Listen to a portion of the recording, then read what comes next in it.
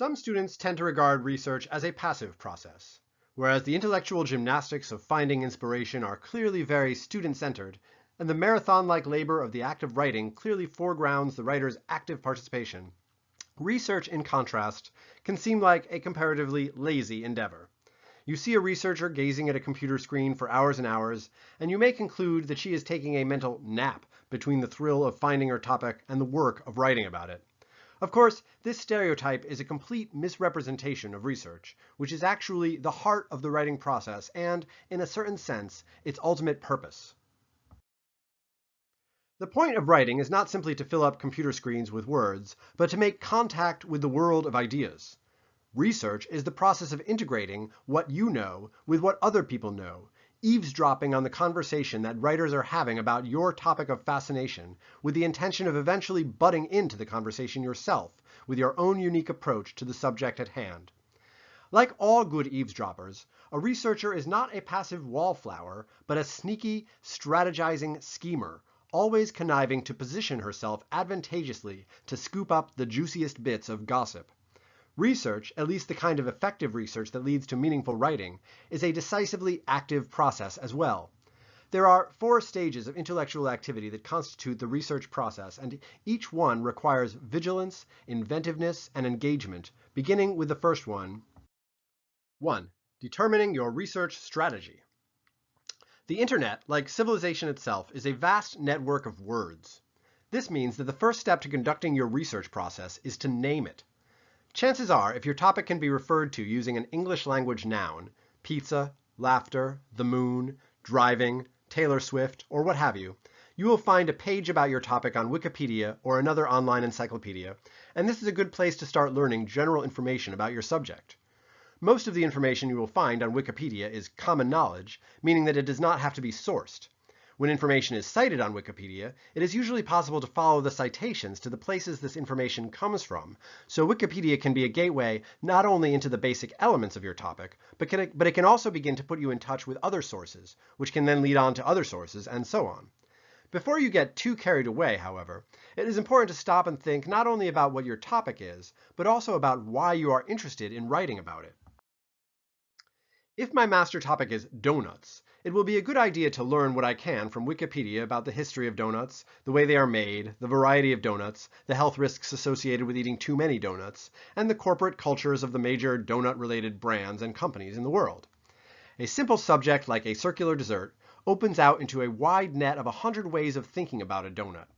If I want to consider myself a donut expert, I should be conversant in the basic information pertaining to each of these subtopics, but in a single semester it would be unreasonable to expect myself to learn everything there is to know about all of these subjects. If I'm going to have a productive research process, I have to decide why I care about donuts in the first place. If it's because I'm interested in their dietary impact, then a certain research agenda unfolds before me. But if I decide that I'm interested in how they were invented and popularized, then I have a different path to take. A researcher's time is always finite, particularly in our circumstances as members of this class, so you have to choose how you use your time very carefully. 2. Locating sources. While accessing a Wikipedia page is not a particularly active form of finding information, it is a useful starting point for more advanced forms of inquiry. Within Wikipedia itself, it is worthwhile to consider how your topic falls along what is sometimes called the ladder of abstraction. If I am fascinated by the xylophone, I can certainly find useful information about xylophones from the xylophone page on Wikipedia. But I also might be able to find more specific information about different kinds of xylophones by narrowing my focus toward individual makes and models of xylophones. And I can narrow my focus even further to specific examples of xylophones. For example, the toy xylophone in my children's playroom. Likewise, I can move in the opposite direction, outward, into more general categories. A xylophone is a kind of percussion instrument, and a percussion instrument is a certain kind of musical instrument, and a musical instrument is a certain kind of human tool, and a tool is a certain kind of man-made object, and at each step on this progression, upward along the ladder of abstraction, you can ask questions and discover information that will supplement your understanding of your main topic. When you are conducting basic research to gather general information about your topic from reference sources like encyclopedias and dictionaries, consider how your topic is nested within other topics, and how many different subtopics are nested within your topic. When you have exhausted what you can learn from reference sources, you can move up to conducting a wider search for information about your topic from the internet. More detailed information in Wikipedia will tend to be footnoted, and these footnotes are frequently hyperlinked to online sources, which can become a starting point for your foray into the World Wide Web. Plugging your key term into a search engine is an inevitable next step, and depending on what you are researching, you will likely find vast amounts of links to everything under the sun, and as every internet user knows, there will be a wide degree of variation in the quality, reliability, and accuracy of the information available. The unpredictability of the web makes it very important to use active strategies of critical discrimination. Prioritize websites associated with credible institutions, such as universities, government agencies, and nonprofit organizations. The web is also a useful place to find newspaper articles or other media attention that has been given to your subject, and these kinds of sources can be valuable troves of information as well. Even opinionated and clearly biased blog posts or partisan websites can provide useful information as long as you approach this kind of content with a skeptical eye. The wild, woolly nature of the internet makes it particularly important to remain mentally active throughout your engagement with this kind of research. The gold standard of academic and professional research, however, is not open source information on the internet, but the kind of information that is published in professional journals. The information in such journals has been through a rigorous process called peer review, in which experts in the field review and assess each article before it is published. The peer review process ensures that the information contained in articles published in peer review journals adheres to the highest standards of professionalism and integrity. Most professional journals, however, are not published for free on the web, making them more difficult to access. Most institutions of higher learning subscribe to database services, which collect the contents of hundreds of professional journals and make them available to students. The information you find in articles included in these databases is likely to be of very high quality, but it may require persistence and ingenuity to find information that will be useful to you. As in any search, the clearer you are about what you're looking for, the easier it will be to find what you want. Here are some strategies for working with articles from academic research databases. 1. If you are researching a topic that is an emergent trend or a current event, it may be difficult to find up-to-the-minute information in these database articles since the peer review to publication pipeline flows much more slowly than the second-by-second pace of the internet. If you are researching the latest pop star, for example, use the ladder of abstraction to find terms that you may be able to find interesting research on. For example, the history of popular music, the economics of the recording industry, and the culture of celebrity. 2.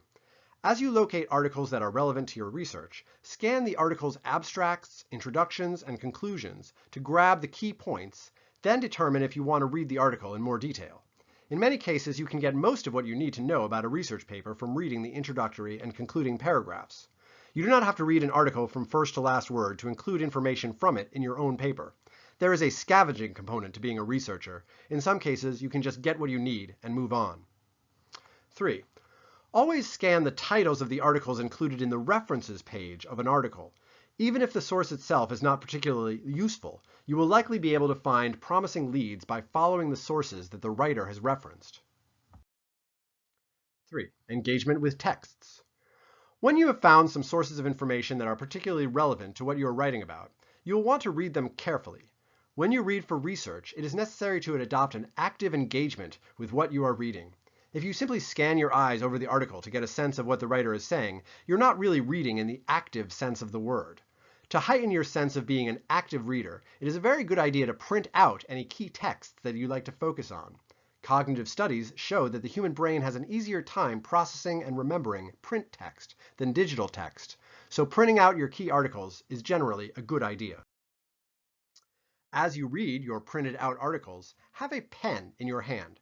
Even if you don't actually use it, the simple act of holding a pen can help your brain stay active. Take it a step further by actually using the pen to underline key passages. Underline any text that says something new, important, or surprising. It is also useful to underline any passages that sum up the major point of a paragraph or of the article itself. You will be able to use these kinds of sound bites in anything you write about the research you have done. You can also use your pen to write notes in the margins of your essay.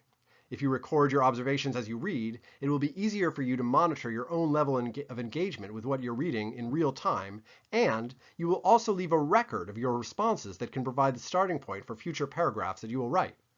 To add an extra element of interactivity, do your research in front of a computer, so that you can type out key quotations and your own reflections on those quotations into your computer as you read. These notes can eventually be worked into an outline to provide the basis for your own writing.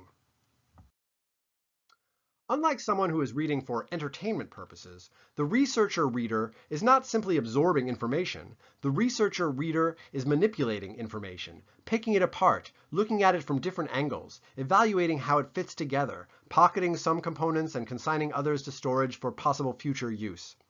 You can imagine that you are an alien, picking through a landfill, looking for parts to build a spaceship. If you just scan your eyes over the piles, all you'll see will be plastic bags and bird droppings. If you want to find the real treasures, you have to dig in and get your hands dirty. The more active your research process is, the easier and more rewarding it will be to write about your research topic. 4. Responding to sources. Once you have read a source, the research process is not over. In fact, the end of the article is the point where your thinking about it really begins. If an article is densely packed with thought-provoking content, then it might merit rereading, which is an invaluable strategy for mastering complex texts.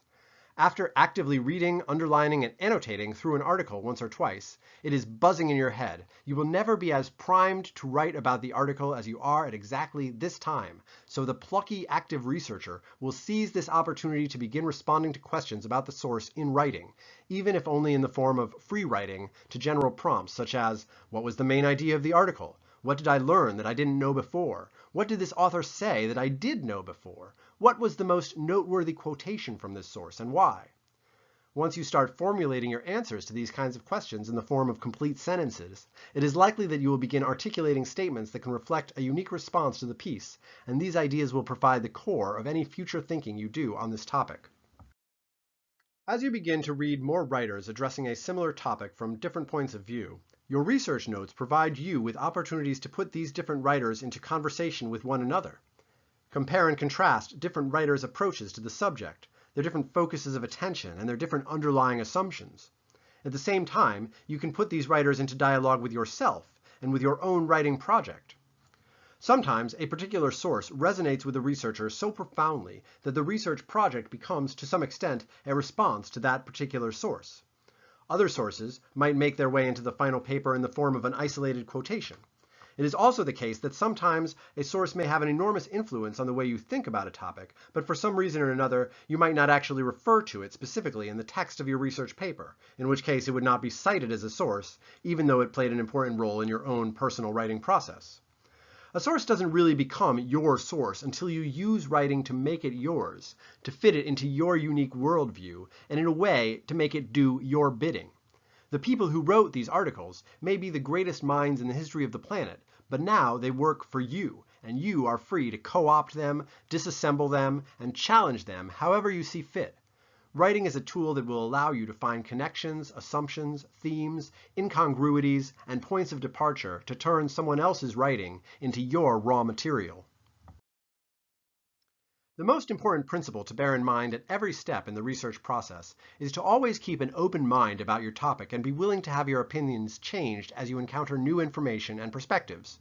At the same time that you manipulate and rearrange your sources, you will find that they manipulate and rearrange you as your ideas about your topic evolve and adapt. You may even discover that the research process winds up taking you in new, unsuspected directions as you follow your fascination along an infinite network of forking paths. This kind of change in perspective is actually the whole point of the research process. If your ideas don't change, then you're actually not doing research at all.